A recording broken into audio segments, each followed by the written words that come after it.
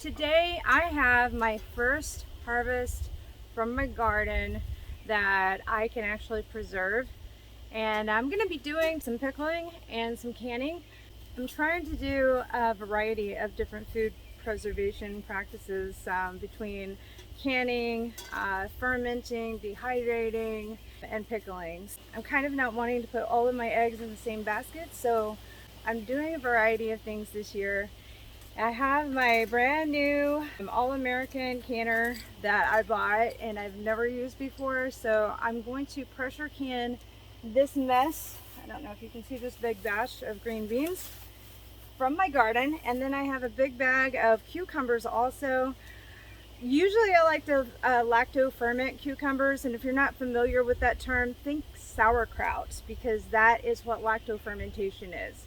It's an old form of food preservation, but Scott really likes and wants kind of like a sweet and spicy bread and butter pickle. So because I love him, I'm going to make him some today with some of the cucumbers from my garden. Also, a neighbor up the road a ways gave us a whole lot of stuff from their garden. So along with that gift that they blessed us with, there was banana peppers, and I got really excited and I was like, you know, since I'm pickling cucumbers anyway, I really love pickled banana peppers. I like them on pizza, I like them on sandwiches, and so I thought I would go ahead and do those up too. Now for the pickles that I'm making today, I am going to be water bathing them just to give them a seal for long-term storage. So let's jump right in. Welcome to my outdoor kitchen.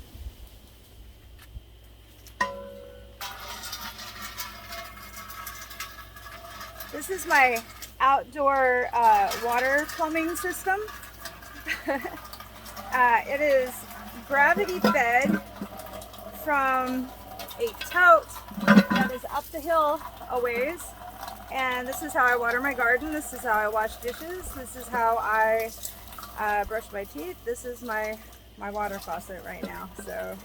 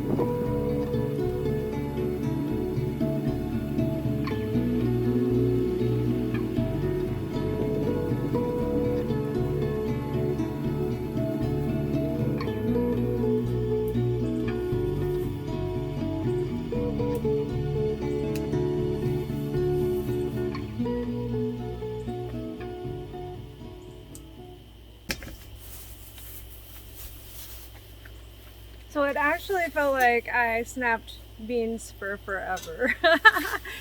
It actually made me remember when I would go to my grandparents' house when I was a kid in the summer, and I would help my grandma snap beans.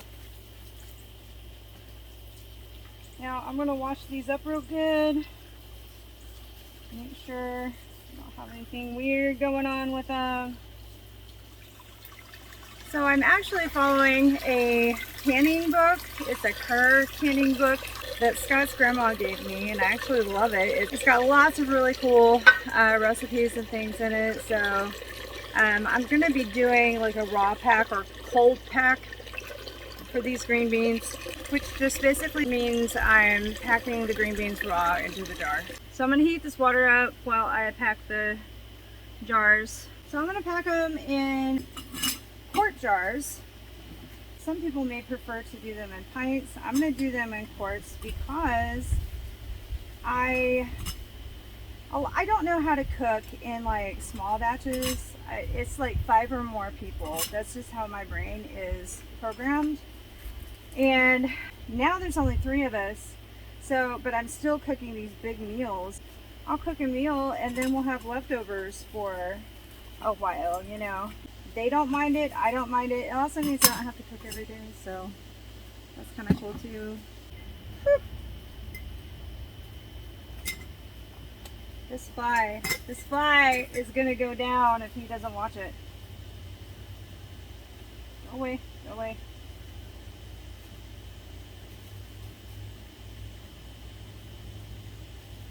Look at that. 4 quarts. So, you know, if I get 3 meals out of every quart, that's like 12 meals.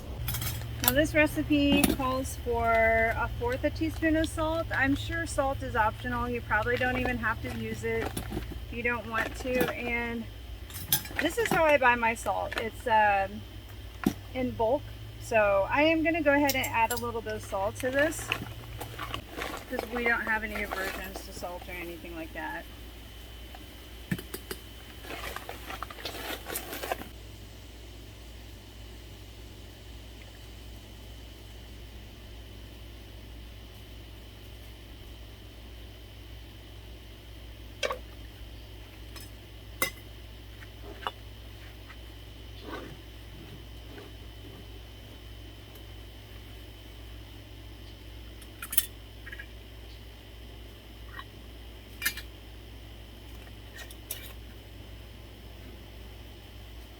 I just remembered I also need to get this water heating a little bit too, because I don't want to shock these warm.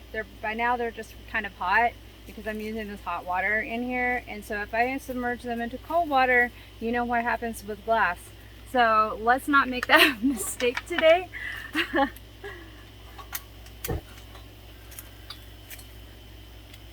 So we'll go ahead and get that started heating too, so that I know that when it's time to put these things in here, they're going to be okay. And I probably should have already had it. I mean, the water that I put in here is hot, because what I generally do is I've got a black hose and it sits out in the sun all day. So the water will be so hot just from the sun that it'll burn your hands. So that's how I wash my dishes. I don't even bother heating up water right now. And when I put this water in here, it was hot. It's kind of lukewarmish now, but it shouldn't take very long for it to reach the temperature of this. So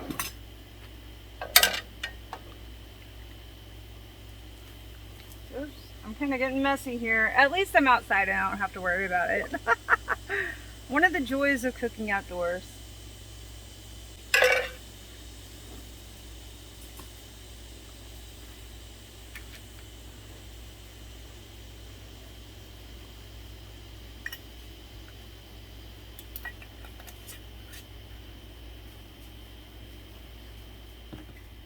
I think this water is pretty safe now to put these in there.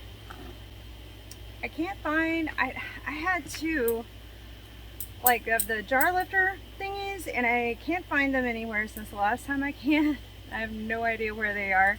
You would think in such a small space like a camper that you wouldn't lose things as easily. But what I have discovered in the last almost year of living in a camper is that it's like a black hole or a time wormhole, where things just fall into it and you cannot find it for the life of you. So, I mean, maybe when we move out, I'll figure out where they are, but right now I don't know. So I think this will work like this.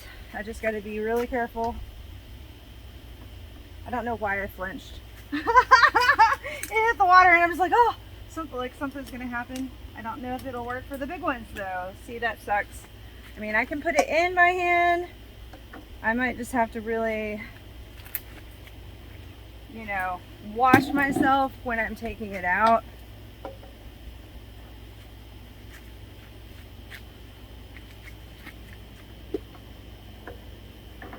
So we have got 4 beautiful jars.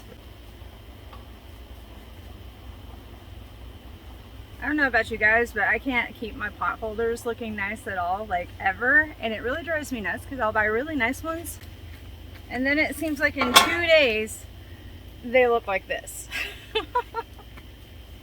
So I've given up. Now we've got to prep our cucumbers for pickles, and these are the beautiful banana peppers. Aren't these lovely? Look at these. These are going to be so good pickled, and I'm so happy to be blessed with them. So thank you, Dave. So I've got this little thing hid from me in the garden, so he turned red. The recipe that I have that I'm using, I just found online. It calls for 6.5 cups of sliced cucumbers. I've also been feeding cucumbers to my rabbits, so I feel like cucumbers are doing really great right now. Okay, I'm actually gonna put the lid on this pressure cooker and let it start doing its thing.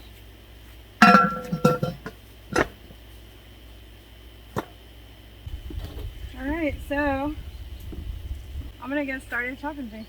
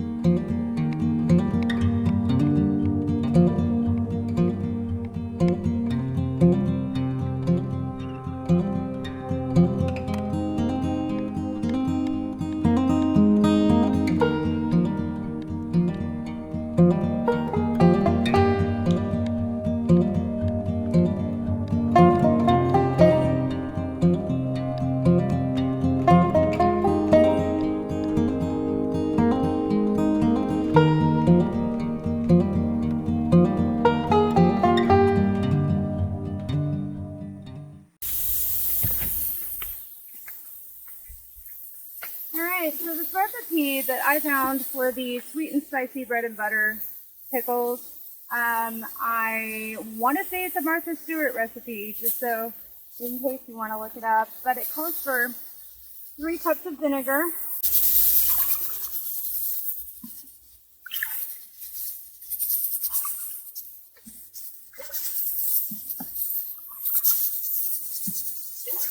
and calls for 1 onion slice. I'm doing 2 batches. Each one of these batches should give you 3 pints outcome. So I'm hoping to come out with, I've got to adjust this pressure cooker, hold on. Tasha is not a fan of onions, so I just split 1 onion between the 2 batches. And I also had that really red jalapeno that I showed you, and I split it between the 2. It also calls for crushed red pepper, which, you know, gives it that kind of spicy edge. But Scott really likes spicy, so I thought I'd throw that jalapeno since I only had 1 of them, you know. 2 heaping tablespoons of salt.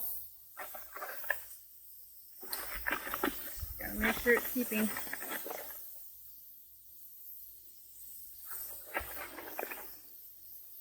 Well, I'll just do a little bit of extra.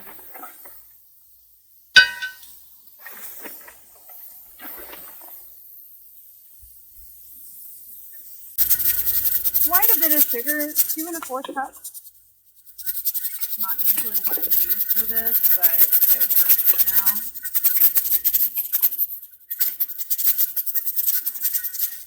One.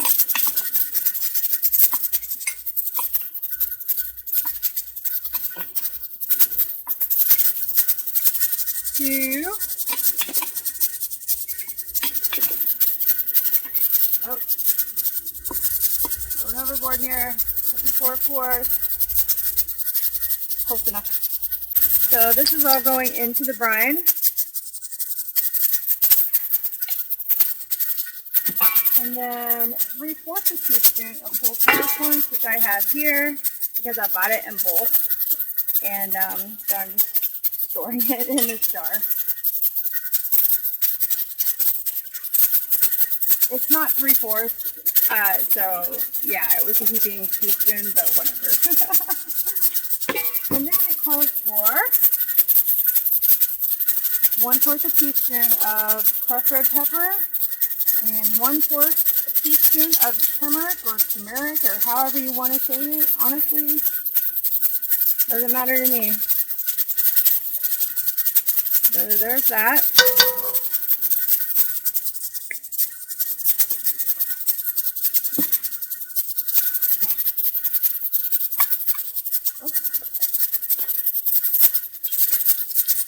This is probably just for color more than anything else.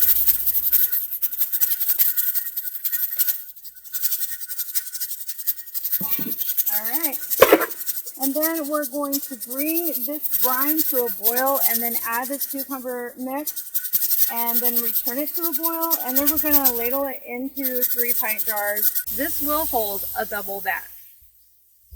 So I think I'm just going to do that real quick. Maybe that's what they mean right there. You know, it'll dance for a while and then it does that thing, that hissing sound. I don't know. As long as I come out with sealed jars and this doesn't blow up, I'm going to count it a success. And I'm just going to keep going with that, okay? So, it's starting to smell good in here, guys. Or out here, rather, because we're outside. But I'm telling you, everything in the brine smells good right now. This smells good. It's making me hungry. So you're going to bring this to a boil. And then you're going to add the cucumber onion mixture. And then bring it to a boil again. And then ladle it into these jars.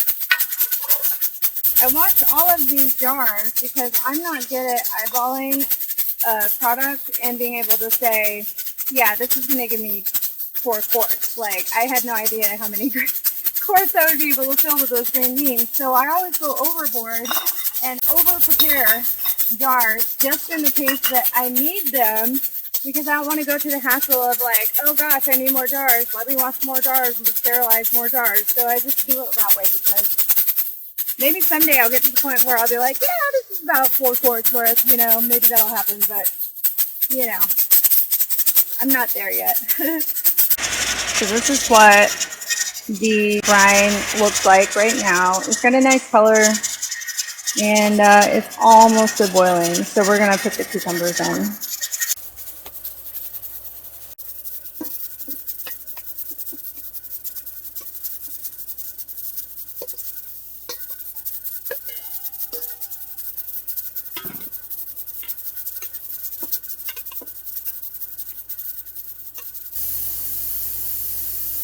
I can smell already the flavors, the aromas that are typical with bread and butter pickles. This is so cool. I have never made pickles before. I'm interested to try this spicy version, the sweet and spicy version. It may become a family favorite, who knows? But I'm super happy to be able to, you know, kind of preserve our harvest into something that smells really good and probably will be great. So it's smelling just like bread and butter pickles right now. By the way, I was super intimidated by this, like when I first read through the manual that came with it.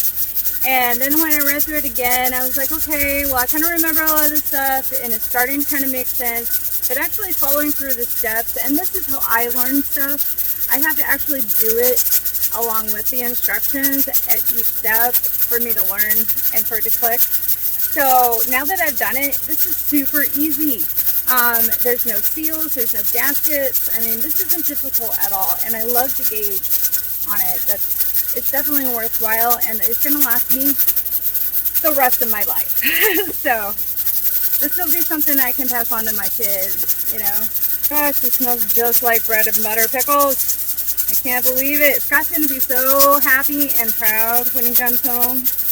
He's out running some errands, getting some parts for a project we're doing. Oops, I'm spilling stuff. But he's going to be so excited. In fact, I might not even can one just to leave it out because he's probably going to want to taste them immediately. Whether you're supposed to wait a week, which I think you are supposed to wait, like the longer you wait, the more the flavors meld and the better they are. And I'll tell him that, but he'll probably be like, I don't care. So I think I'm going to go ahead and start ladling this stuff in to the jars.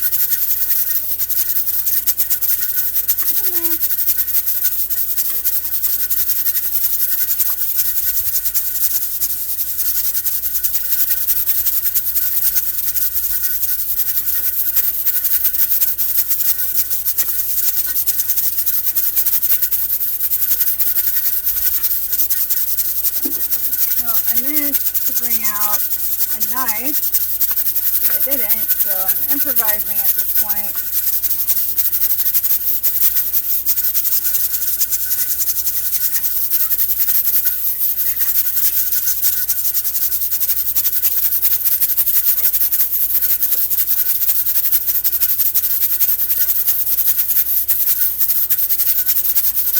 Now, you don't have to can these. If you want, you can just put them in your fridge and they'll last for a while, you know, they'll last for quite a while. So that's also an option. You don't have to, I'm canning them because I want to make some in it, you know, for the future. That'll still be good and stuff, so that's what I'm doing.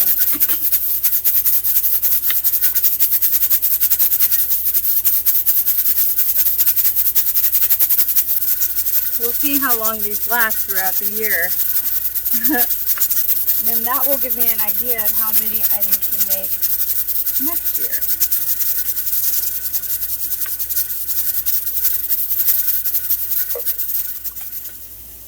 You know what's crazy? I thought this was going to make 6 pints, but it looks like it's going to make more than that actually, so surprise, surprise! See, that's why I did the extra jars. That's totally why. Right there. You know, it might not make a full pint though. So what I might do, if it doesn't make a full pint, a full jar, I will go ahead and jar these up, and these will be our refrigerator ones that Scott can try today. So that's what we'll do.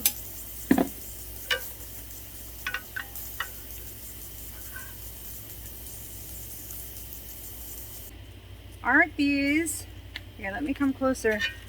Aren't these pretty? Didn't they turn out really, really pretty? So now we do the banana peppers.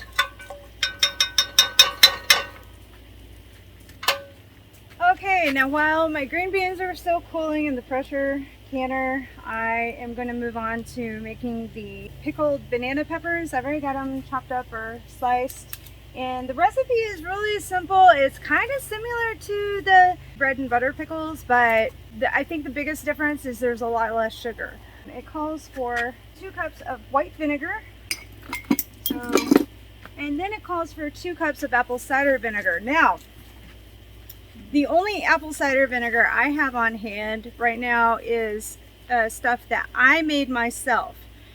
And I know for preserving with vinegar, such as pickling and stuff, it has to be, I think, at least 5% acidity. I'm not sure.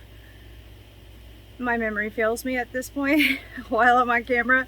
But I don't have any way of testing my vinegar to make sure it's strong enough to preserve the food. It might be mixed in with this stuff, but just to be safe, then sorry, I'm gonna go ahead and just use 4 cups of white vinegar, and you know, it might change the flavor just a little bit, but I don't think it's gonna really mess up anything.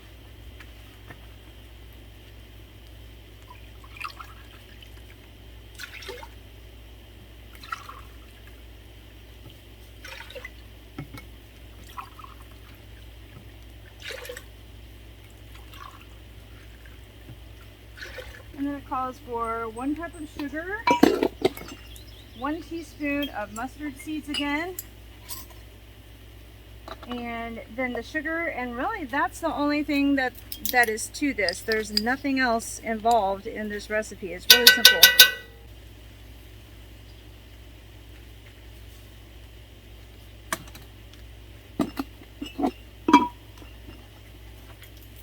And then just like the last one, you bring to a boil, except it looks like with this one you pack the peppers in the jar and then you pour the brine over the peppers with a 1-inch headspace in the jar. So, alright, so that's it. So let's go ahead and start our fire. We'll heat this up to boiling, and then we'll go ahead and pack our jars real quick.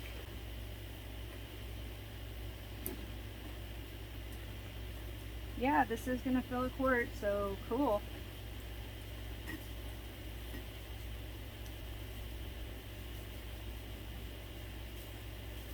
Stir this a little bit.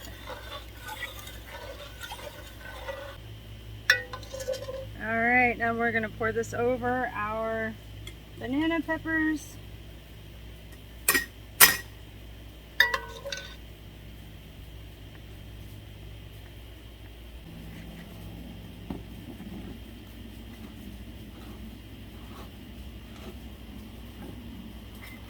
All right.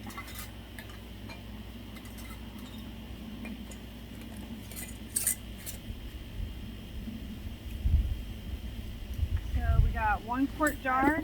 Now I'm going to set up the pot here on this burner that I'm going to use to water bath these so that I can get a seal on them for long-term storage.